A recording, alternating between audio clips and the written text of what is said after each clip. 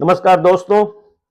आज मैं वरिष्ठ साहित्यकार राजेंद्र चंद्रकांत राय द्वारा लिखित प्रेम कथाओं की श्रृंखला में प्रख्यात कथाकार ज्ञानरंजन की प्रेम कथा की तीसरी किस्त लेकर आया हूं।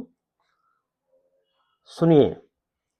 उन्हें आशा जी के गाए गीत बहुत भाते हैं, तब भी भाते थे और अब भी भाते हैं।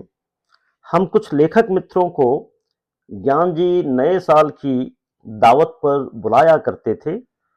अब उम्र की मौजूदा पायदान ने उसे नामुमकिन सा कर दिया है।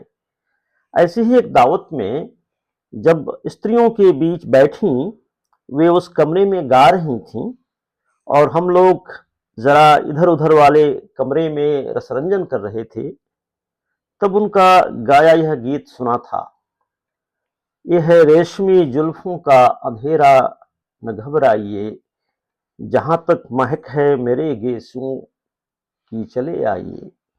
सुनिए तो जरा जो हकीकत है कहते हैं हम, खुलते रुकते इन रंगी लबों की कसम, जल उठेंगे दिए जुगनून की तरह, ये तबस्सुम तो फरमाइए।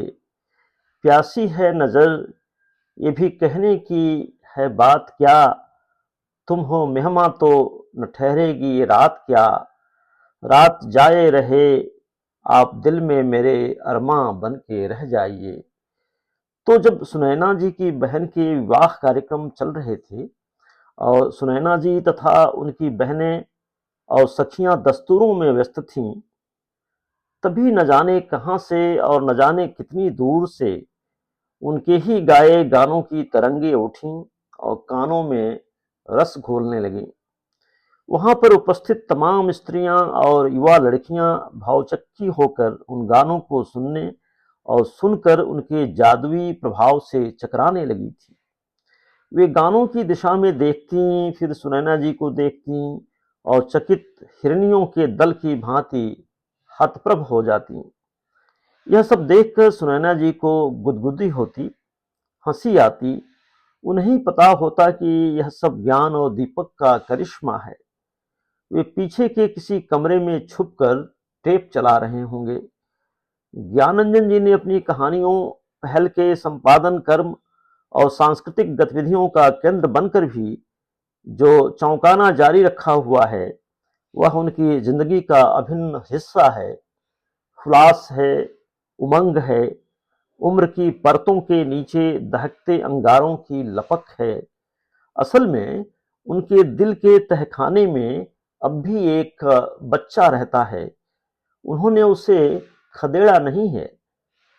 सुनैना जी की दूसरी बहन करुणा कभी कभी सुमन जी से पढ़ने के लिए उनके घर जाया करती थीं। ज्ञानरंजन जी ने उन्हें अपने घर में आते जाते देखा था। वे लंबी और खूबसूरत थीं। देखने के बाद मन में यह तरंग भी उठी थी कि इस लड़की से प्रेम किया जा सकता है और उनके साथ शादी भी हो सकती है। लेखक का कल्पनाशील मन जैसे कहानी के तंतुओं को पाते ही कहानी बुनने लगता है, उसी तरह वह कोमलता और सहज सौंदर्य की मौलिक झलक पाते ही उसके प्रति अपनी भावात्मक दुनिया के द्वार भी खोलने लगता है। तो खुलने के लिए ही निर्मित द्वार खुल गए। इधर से स्नेह तरंगे उठने लगीं, बहने लगीं। करुणा जी को अपनी उष्मा से विह्वल कर देने की निर्मल आकांक्षा का ज्वर उनमें रहा होगा, पर करुणा जी को उन तरंगों ने नहीं छुआ। वे उसके विद्युतीय प्रभाव से उदासीन रहीं।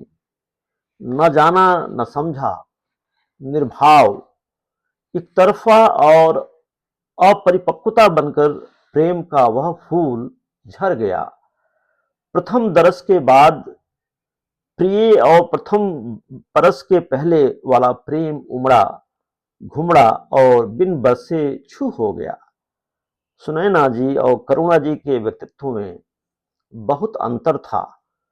सुनैना जी थी नटखट, बातूनी और साहसी किस्म की लड़की। करुणा जी ठहरी सीधी, घरेलू और पढ़क्कू लड़की।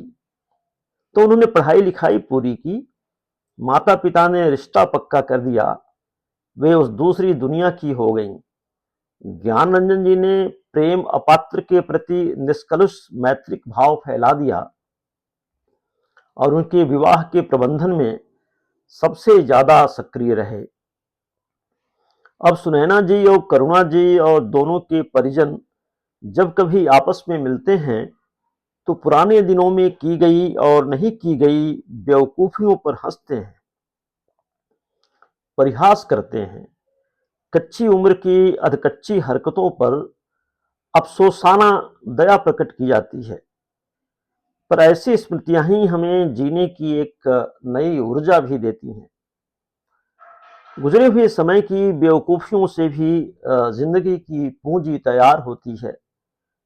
सुनैना जी के लिए गोपाल नाम का लड़का देखा जा चुका है। मामला दोनों घरों के बीच तय है, उसी से शादी होगी। ये सब बातें ज्ञान जी को पता थीं। आखिर वे उस घर के पारिवारिक मित्र थे। सुनैना जी गोपाल के बारे में अक्सर ज्ञान जी से बातें करती थीं। अपने भावी जीवन के बारे में उनका ज्ञान जी के साथ विमर्श चलता रहता था। वे गोपाल के किस्से उन्हें सुनाया करती थीं।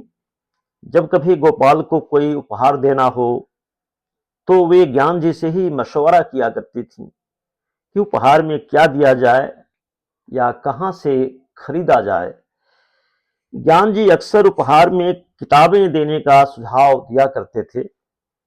जब तय हो जाता कि ठीक है किताबें ही देते हैं, तब सवाल पैदा होता कि कौन सी किताब दी जाए, वह कहाँ मिलेगी। ऐसे सवालों के जवाब भी ज्ञान जी ही दिया करते।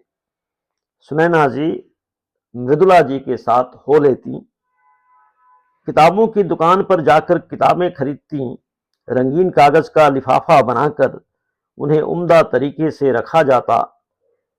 सब हो जाने पर उस उपहार को अंतिम बार ज्ञान जी को भी दिखाया जाता। वे संतोष व्यक्त कर देते तो सुनैना जी गोपाल जी को उपहार सौंप देती।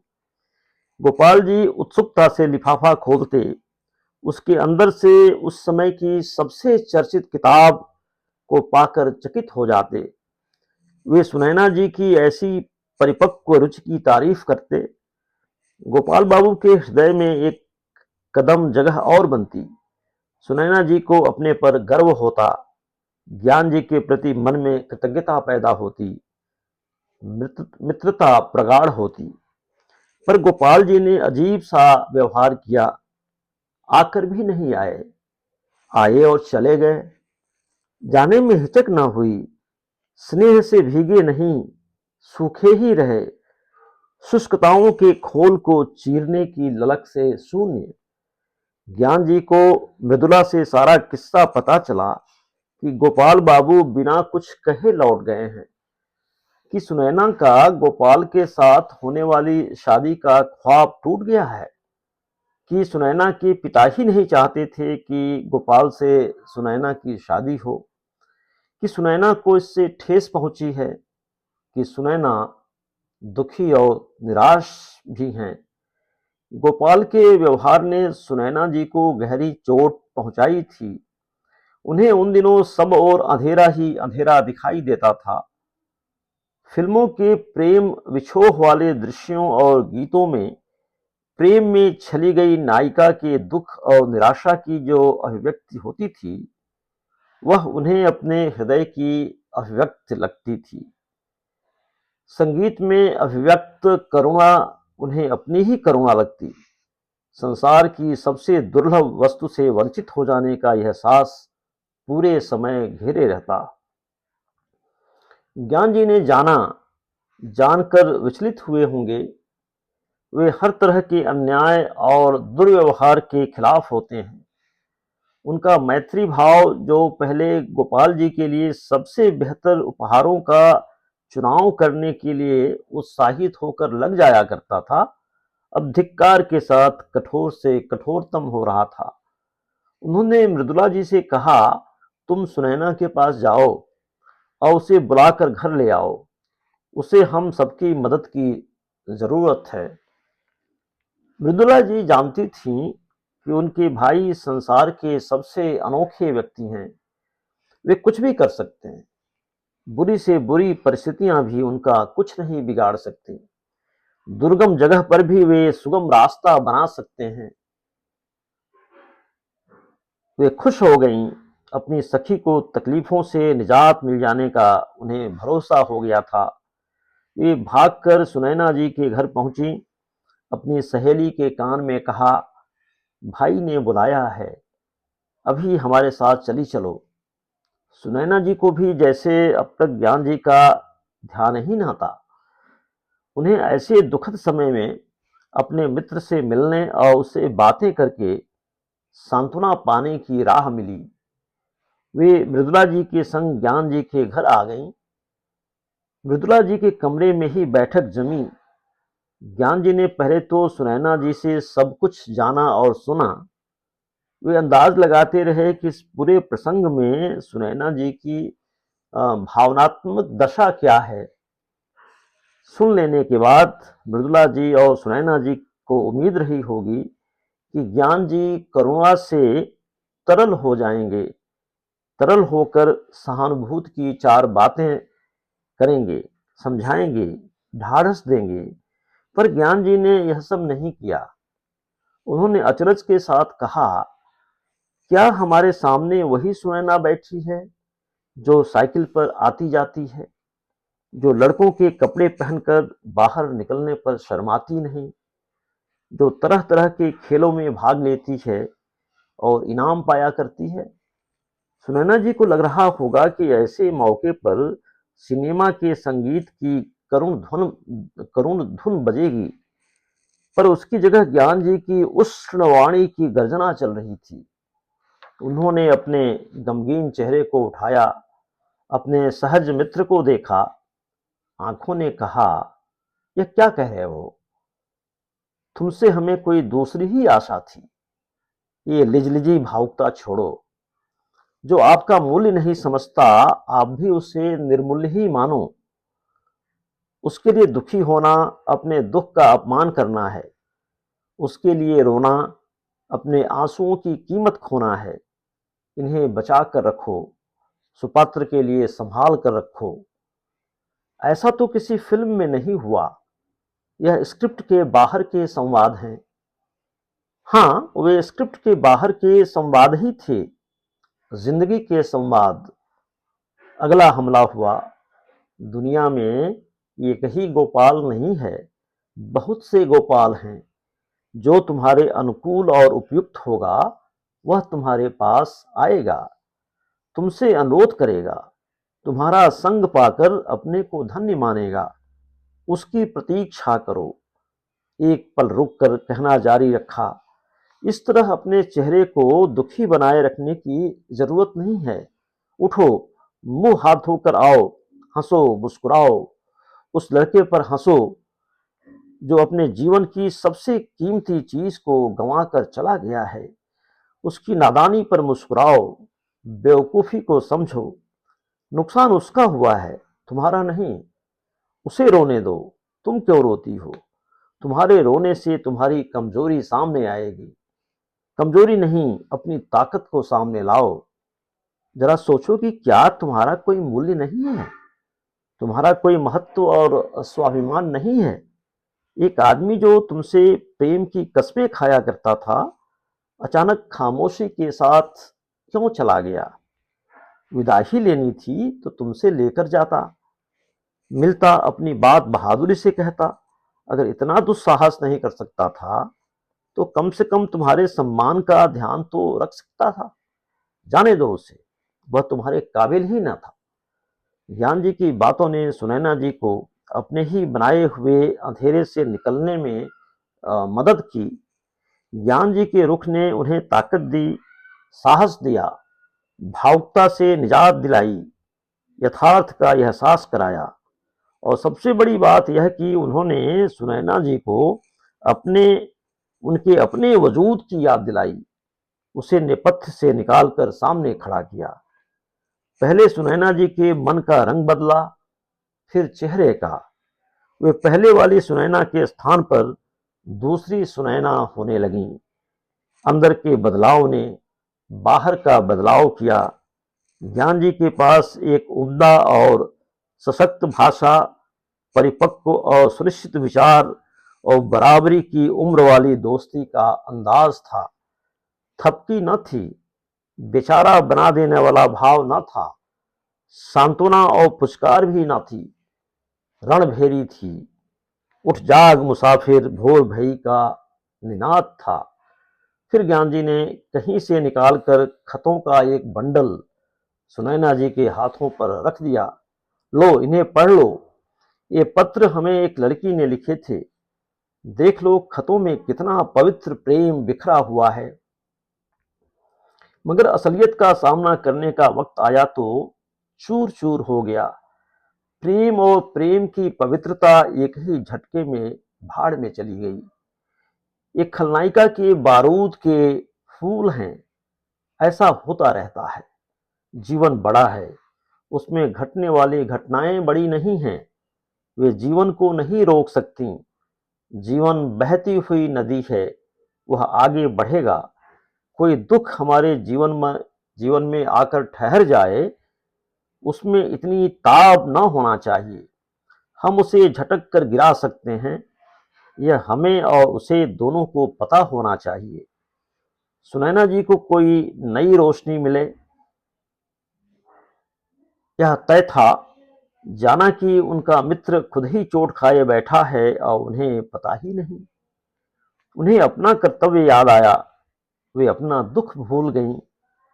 मन ने निश्चय किया कि ज्ञान जी के लिए उन्हें एक अच्छी सी लड़की की खोज करनी चाहिए और फिर उससे ज्ञान की शादी करा देनी चाहिए।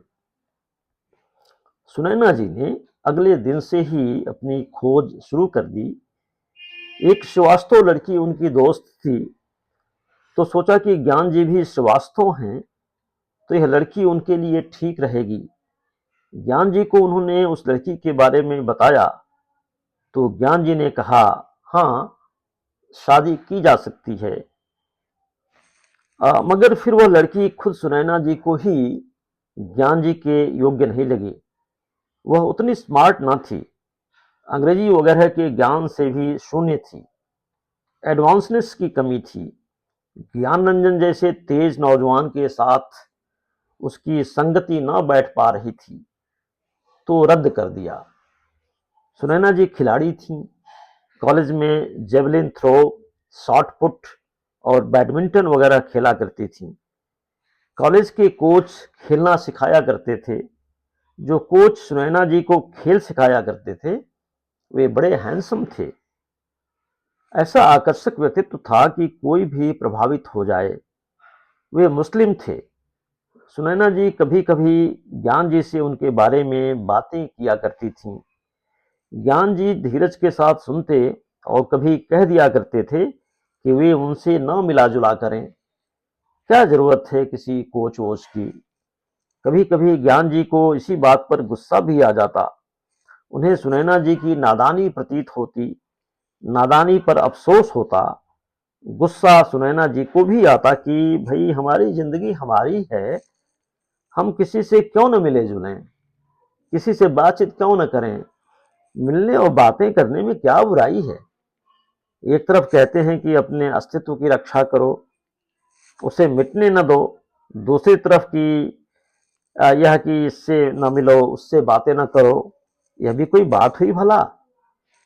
नाराजगियां हो जाती।